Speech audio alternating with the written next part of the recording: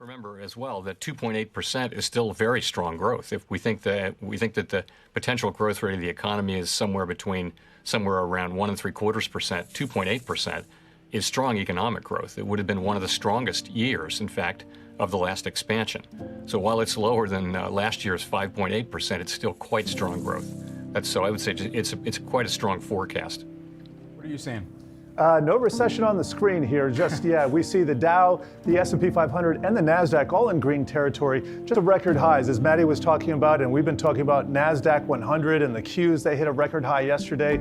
Economic growth is up, stronger than expert expected at 2.9%. We're growing.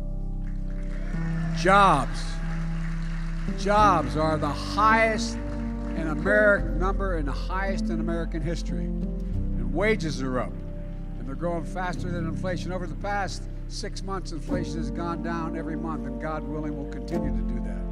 Manufacturing jobs continue to go up stronger than any time in the last 40 years. We tend to forget that we are in the midst of the fourth industrial revolution, which accelerates global change in much more comprehensive and faster ways than the previous three revolutions.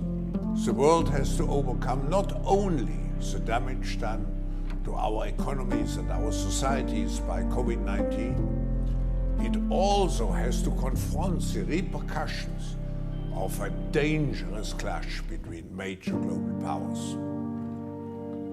History is truly at a turning point.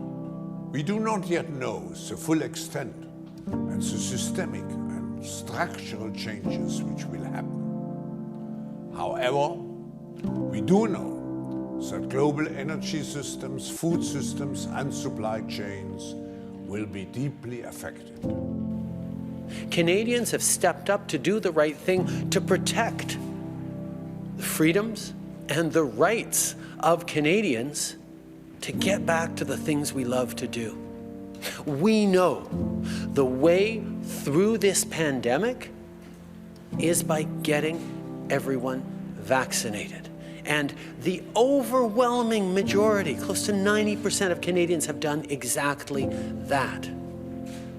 The small fringe minority of people who are on their way to Ottawa or who are holding unacceptable views that they're expressing do not represent the views of Canadians who have been there for each other, who know that following the science and stepping up to protect each other is the best way to continue to ensure our freedoms, our rights, our values as a country.